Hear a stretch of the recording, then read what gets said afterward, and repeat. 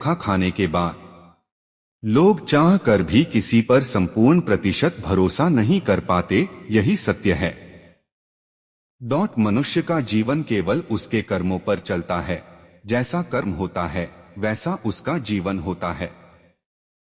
भगवान श्री कृष्ण जी कहते हैं कि हमें किसी से भी अंधा प्यार नहीं करना चाहिए। हमारा किसी के प्रति अंधा प्यार हमें कभी भी आगे बढ़ने नहीं देता। अधिक प्रेम भी व्यक्ति को डोट बुद्धिहीन कर देता है। अनुमान मन की कल्पना है और अनुभव जिंदगी का सबक है। सच्ची खुशी तभी होती है जब आपकी सोच, कथन और कर्म में समानता हो। जीवन में कभी निराश नहीं होना चाहिए, क्योंकि कमजोर आपका वक्त होता, आप नहीं। जैसे तेल समाप्त हो जाने पर दीपक बुझ जाता है, उसी प्रकार कर्म के क्षीण हो जाने पर भाग्य भी नष्ट हो जाता है। मौन सबसे अच्छा उत्तर है। किसी ऐसे व्यक्ति के लिए जो आपके शब्दों को महत्व नहीं देता। मनुष्य जन्म लेता है तो उसके पास सांसें तो होती हैं, पर कोई नाम नहीं होता। जब मृत्यु होती है तो उसके पास नाम तो होता है पर सांसें नहीं होती। इसी सांस और नाम के बीच की यात्रा को जीवन कहते हैं। न किसी के अभाव में जियो, न किसी के प्रभाव में जियो। यह जिंदगी है, आपकी अपने स्वभाव में जियो। किसी के प्रति मन में क्रोध लिए रहने की अपेक्षा उसे तुरंत प्रकट कर देना अधिक अच्छा है। जैसे क्षण भर में जल जाना देर तक सुलगने से अधिक अच्छा है। इंसान चाहे जितना भी खुद को व्यस्त रख ले, जिससे वो प्रेम करता है उसकी यादों से नहीं बच सकता। समय कभी नहीं रुकता। आज यदि बुरा चल रहा है तो कल अवश्य अच्छा आएगा। आप केवल निस्वार्थ भाव से कर्म कीजिए और वही आपके हाथ में है। हमारी आस्था की परीक्षा तब होती है जब हम जो चाहे वो न मिले और फिर भी हमारे दिल से प्रभु के लिए शुक्रिया ही निकले। दया होनी चाहिए, कमजोरी नहीं, ज्ञान होना चाहिए, अहंकार नहीं। माता पिता बनना अत्यंत सुखद अनुभव है। उत्साह से जीवन जीना और स्वयं पर महारत हासिल करना खुशी देता है। जिस व्यक्ति के विचार मैले हैं, जो लापरवाह है और धोखे से भरा हुआ है, कोई कुछ भी बोला, स्वयं को शांत को रखो।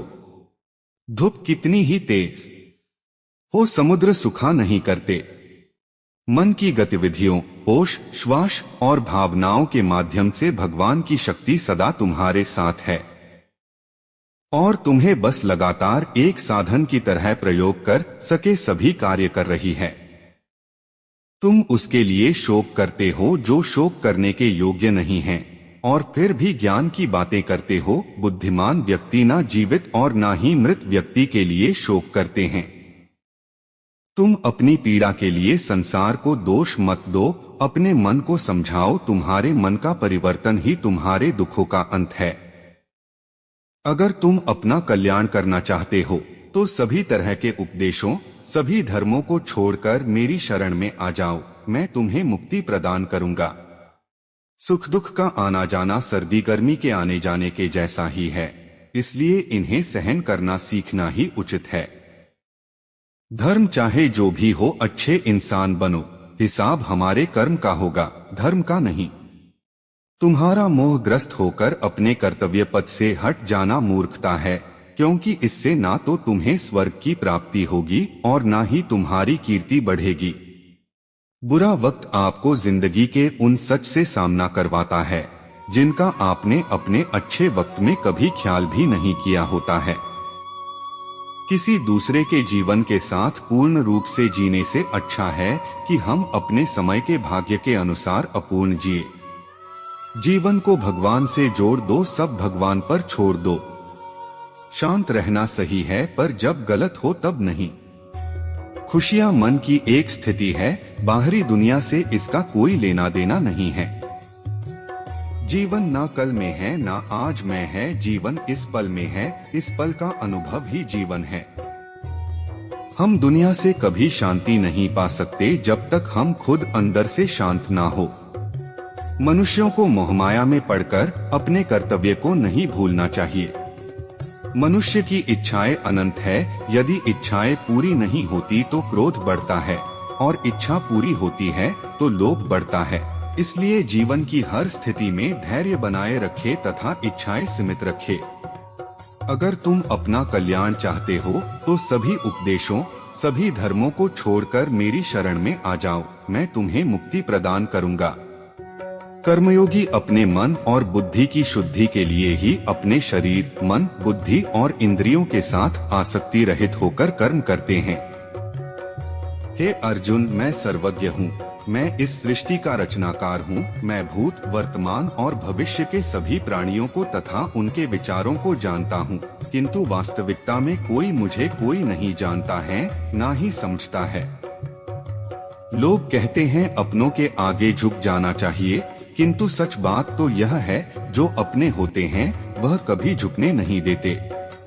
परिवर्तन ही इस संसार का नियम है। यह प्रकृति है जो सभी गतियों का कारण बनती है। अहंकार से मोहित मूर्ख उस धारणा को धारण करता है जो कहती है मैंने किया। गर्मी और ठंड, सुख और दर्द की भावना इंद्रियों के अपनी वस्तुओं के संपर्क के कारण होती है। वे आते हैं और चले जाते हैं, चिरकाल तक आपको उन्हें स्वीकार करना चाहिए। पूर्ण लगन के साथ अपना कार्य करो, लेकिन उसके फल की इच्छा मत करो, क्योंकि जब आप फल की इच्छा करते हैं तब कहीं न कभी आप अपने कार्य में पूर्ण रूप से समर्पित नहीं हो पाते। गति के लिए चरणों पर ध्यान देना आवश्यक है, किंतु प्रगति के लिए सदैव आचरण पर ही ध्यान देना चाहिए। प्रकृति द्वारा निर्धारित कर्तव्य का पालन करते हुए व्यक्ति ने कोई पाप नहीं किया। जिसका मन उसके वश में नहीं है, उसके लिए उसका मन शत्रु के समान है। वो मूर्ख हैं जो प्रेम को बकवास कहते हैं। प्रेम इस दुनिया की जड़ है, जिससे दुनिया बनी है। अपनी इच्छा की शक्ति से अपने आप को नया आकार दें। अपने आप को कभी भी स्वेच्छा से नीचा न होने दें। बुद्धिमान अपनी चेतना को एकीकृत करते हैं और कर्म के फल के प्रति आसक्ति को त्याग देते हैं।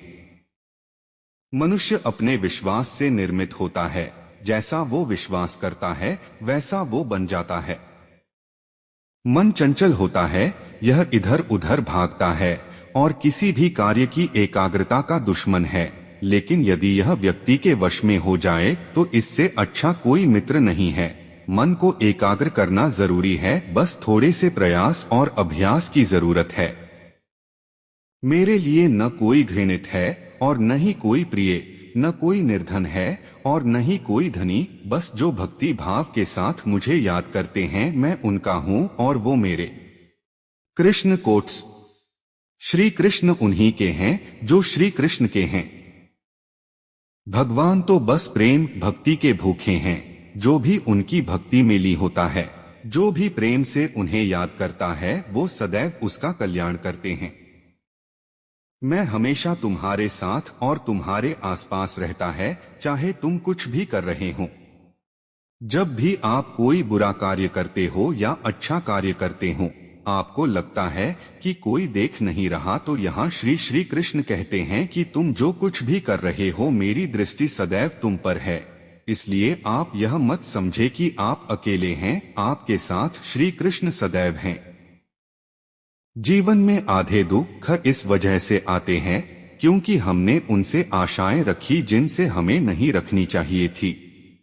भावार्थ, हम सभी मनुष्य किसी न किसी अन्य मनुष्य से बंधे होते हैं, या कहो किसी दूसरे इंसान पर निर्भर रहते हैं, और इसी निर्भरता से हमारे मन में उम्मीद और आशाएं बानी रहती है कि हमारा कोई मदद कर दे गए।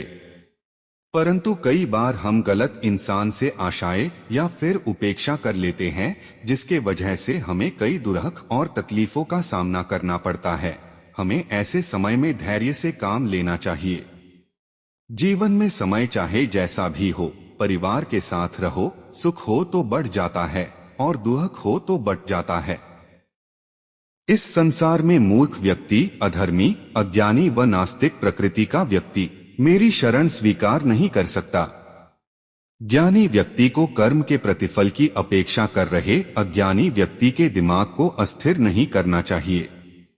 अपने जीवन में कभी भी ना किसी को आनंद में वचन दे, ना क्रोध में उत्तर दे और ना ही दुख में कभी निर्णय ले।